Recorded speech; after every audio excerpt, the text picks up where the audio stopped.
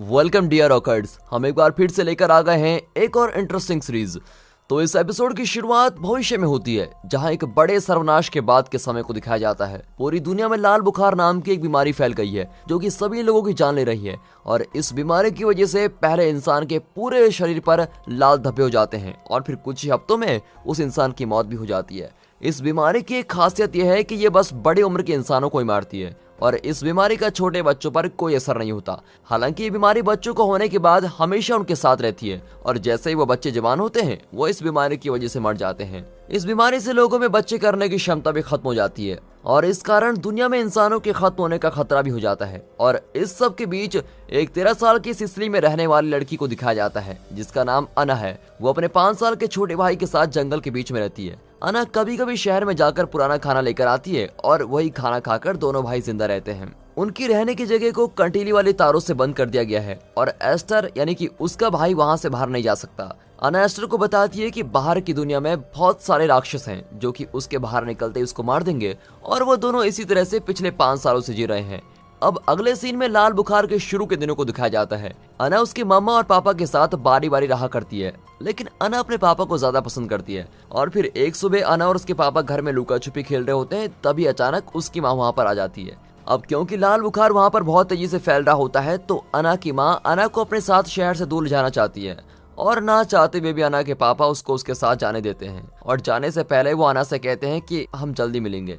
अना की माँ मारिया का घर शहर से दूर जंगल के बीच में है और वो अपने बॉयफ्रेंड डेमियानो और अपने छोटे बेटे एस्टर के साथ रहती है। अना को लगता है कि उन दोनों की वजह से उसके माँ बाप अलग हुए हैं और इसलिए वो डेमियानो और एस्टर को पसंद नहीं करती है। हालांकि मारिया हमेशा अना और एस्टर की दोस्ती कराने की कोशिश करती रहती है, लेकिन वो ऐसा नहीं कर पाती। अब लाल बुखार की तेजी से फैलने की वजह से वो महामारी बन जाती है और इसलिए मारिया और डेमियानो ज्यादा से ज्यादा शहर से दूर रहने का तय करते हैं। लेकिन जैसा कि शहर में अभी तक बीमारी नहीं आई है, इसलिए अना और एस्टर रोज स्कूल जाते हैं। अब एक दिन स्कूल में एक अध्यापक को लाल बुखार हो जाता है और जैसे ही सभी को उसका पता चलता है तो वहाँ पर भगदड़ मच जाती है और सभी बच्चों के माँ बाप उनको जल्दी लेने आते हैं।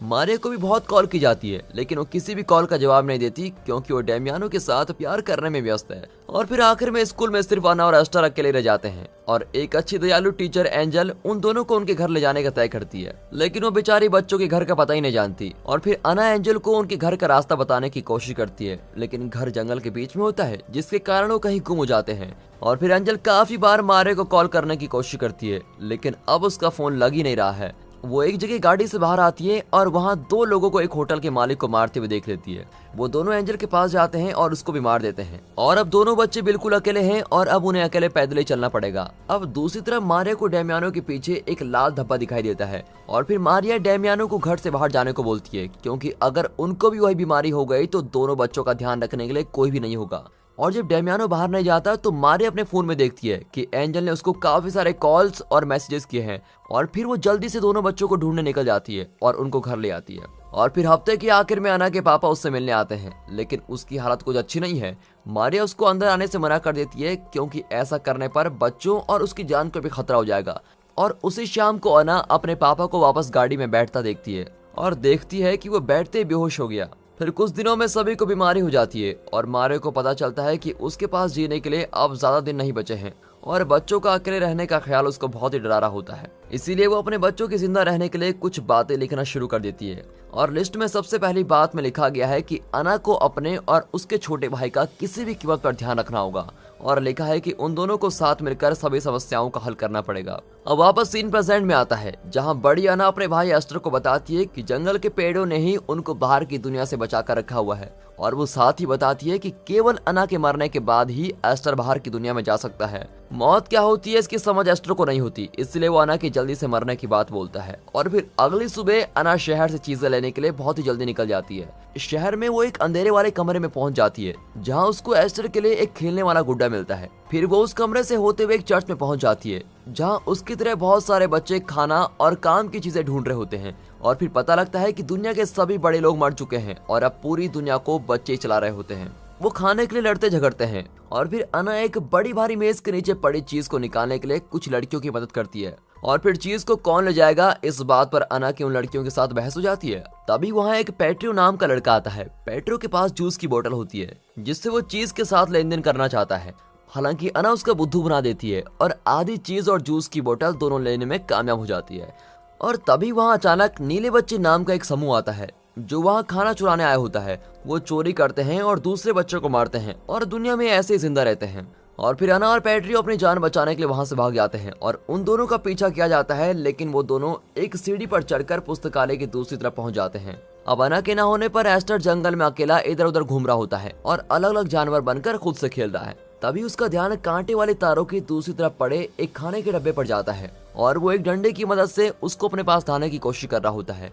और जैसे ही वो गलती से तारों के थोड़ा बाहर जाता है, वो राक्षसों के बारे में सोचकर बहुत ही डर जाता है और वापस भागता है। और फिर बताए गए राक्षसों से छुपने के लिए छोटा एस्टर एक कचरे के लिफाफे का प्रयोग करता है और आखिरकार खाने की बोतल उसको मिल जाती है। अब दूसरी तरफ शहर में अना और पेट्रियो नीले बच्चों के समूह से बच गए हैं और उनकी भी दोस्ती भी हो जाती है। और वहां पर अफवाह भी फैली हुई है कि नीले बच्चों के समूह ने कुछ ऐसे बड़े इंसानों को छुपा कर रखा हुआ है जो किस करके लाल बुखार हुए लोगों को ठीक कर सकते हैं। कहा जाता है कि नीले बच्चे नाम का समूह शहर में अपना दबदबा बनाए रखने के लिए ऐसा कर रहे हैं, लेकिन कोई भी इस बात पर विश्वास नहीं करता। और फिर रास्ते में पेट्रियो को एक लड़का दिखाई देता है जो कि लाल बुखार की वजह से मरने वाला है और वो उसको बिना दर्द की मौत देने के लिए वहां पर रुका हुआ है। लेकिन अना को लगता है कि इस सब का कोई फायदा नहीं है। अब इसके बाद पेट्रियो अना को उसके घर अपनी बाइक पर छोड़ने जाता है। अना उसको अपने घर का पता नहीं देना चाहती, लेकिन पेट्रियो बोलता है कि अगर कभी अना उससे दोबारा मिलना चाहेगी तो वो समुद्र के किनारे आ सकती है। अब दूसरी तरफ एस्टर अपने घर में उसके माँ बाप के कमरे में जाता है जहाँ मारिया के शरीर का बचा हुआ हिस्सा अभी भी बेड पर है। उसकी खोपड़ी चौंकाने वाली है और साथ ही उसका बेड जेवर से भरा हुआ है। वो वहां जाता है और मारिया के लिखे आदेशों वाली किताब से कुछ पढ़ने लगता है। खाने मिलने पर क्या करना चाहिए ये किताब में पढ़ रहा होता है। उसमें लिखा है कि उनको सबसे पहले उस खाने की खराब होने की डेट को देखना चाहिए और अगर वो ऐसा नहीं कर सकते तो उन्हें खाने की महक लेनी चाहिए और अगर उसमें से गंदी महक आती है तो उन्हें उस खाने को उबाल देना चाहिए। एस्टर उस खाने की महक लेता है, लेकिन उसमें से आ रही गंदी महक पर ध्यान नहीं देता और फिर कुछ ही देर में अना घर आती है और वो अपने साथ लाई चीजों को एस्टर को दिखाने के लिए बड़ी उत्सुकता से उसको दिखाती है। वो बताती है कि सभी चीजों को लाने के लिए उसको राक्षसों से लड़ना पड़ा और वो ऐसा इसलिए कह रही है ताकि एस्टर कभी भी बाहर ना जा सके। अब अगले सीन में 3 बच्चे एक गुफा की तरह दिखने वाली जगह में घूम रहे हैं। वो एक चेन खींचते हैं और वहाँ चेन से बंधा हुआ एक बड़ा इंसान आता है, लेकिन अभी तक बताया नहीं जाता कि वो बड़ी औरत अभी तक कैसे जिंदा है और बच्चों ने उसको ऐसे पकड़कर क्यों रखा हुआ है। अब इसके बाद हमें 2 जुड़वा भाई दिखाते हैं जिनका नाम मारियो और पायलो है। उनकी एक दुकान है और कुछ चीजों को लेकर वो वहाँ खाना और नक्शा बेचते हैं और दोनों भाई लाल बुखार की नकली दवाई बेचकर बाकियों को बुद्धू बनाते हैं। वो हमेशा एक दूसरे का साथ देते हैं और ऐसे ही करके वो अभी तक जिंदा बचे हुए हैं। अब एक सुबह बड़ा भाई पोलियो उठता है और उसके शरीर पर लाल धब्बे बने हुए हैं। वो मारियो का शरीर भी देखने जाता है, लेकिन उसके शरीर पर ऐसा कोई भी निशान नहीं होता और ये बात बिल्कुल साफ हो जाती है कि पायलो को लाल बुखार हो गया है और वो कुछ ही हफ्तों तक जिंदा रहने वाला है। और फिर वो उनके पास पड़े सभी खाने को खत्म कर देते हैं और साथ ही अगले हफ्ते में सिर्फ मस्ती करने का तय करते हैं। पायलो अपनी आखिरी इच्छा बताता है कि वो मरने से पहले आइसक्रीम खाना चाहता है। उनके पास फ्रिज को छोड़कर आइसक्रीम बनाने के लिए सभी चीजें हैं और फिर पायलो मारियो से नीचे एक गड्ढा खोदकर एक तहखाना बनाने को बोलता है और पायलो के मर जाने के बाद मारियो उस जगह का प्रयोग करके आइसक्रीम बनाकर लोगों को बेच सकता है। अब दूसरी तरफ जंगल में अना और एस्टर भाग रहे होते हैं और मस्ती में खेल रहे हैं। अना अब अपने भाई को प्यार भी करने लगती है। दोस्तों, क्या अना की तरह आपकी जिंदगी में भी कोई ऐसा है जिसको आप पहले पसंद नहीं करते थे, लेकिन समय के साथ साथ आप उसके लिए सबसे जरूरी बन गए हो? वीडियो को पॉज करके कमेंट्स में जरूर बताइएगा। अब अगली सुबह अना दोबारा जरूरी चीजें ढूंढने के लिए निकल जाती है, लेकिन अब की बार वो समुद्र के किनारे जाती है और पेट्रो से मिलने का सोच रही है। फिर वो दोनों मिलते हैं और साथ तैरते हैं और पूरा दिन साथ में बिताते हैं। पेट्रो के पास कुछ ऐसा भी पड़ा है जिससे वो लोग नशा करते हैं और दोनों उस नशीली चीज को लेकर समुद्र के किनारे लेटकर मस्त एक दूसरे को देखते रहते हैं। और तभी उन दोनों को पता लगता है कि महामारी के आने से पहले भी वो एक दूसरे से मिले हैं, जब अना को उसके दोस्तों ने पेट्रो को किस करने की चुनौती दी थी। एक तरफ अना अपने दिल के मजे ले रही है, दूसरी तरफ एस्टर जंगल में अपनी पार्टी करने की तैयारी कर रहा है। वो काफी सारी चीजों को आग लगा देता है जिससे बहुत सारा धुआं निकलता है। तभी नीले बच्चों का समूह जंगल के पास से गुजर रहा होता है और उनको उड़ता हुआ धुआं दिखाई देता है और वो धुआं कहाँ से आ रहा है ये पता लगाने के लिए वो निकल पड़ते हैं। एस्टर अपनी माँ के कपड़े पहनकर पूरे घर में भाग रहा होता है और तभी वहाँ खतरनाक नीले बच्चों का समूह आ जाता है। वो एस्टर को कुछ नहीं करते, लेकिन घर की सभी चीजें अपने साथ ले लेते हैं। तभी एक लड़की मारिया की खोपड़ी लेकर उसका मजाक भी बनाती है और उन सभी का सरदार एस्टर को अपने पास आने को बोलता है। और एस्टर उनको देखकर बड़ा ही हैरान हो जाता है क्योंकि अना ने उसको कहा था कि वहाँ धरती पर सिर्फ वो दोनों ही बचे हुए हैं। लेकिन अपने घर में वो चोरों को देखकर बड़ा ही हैरान हो गया है और अब उसके लिए सब कुछ बदल जाता है। चोरी करने आए बच्चों के सरदार को पता लगता है कि एस्टर को लिखना पढ़ना भी आता है और इसीलिए वो एस्टर को काम का बच्चा मानता है।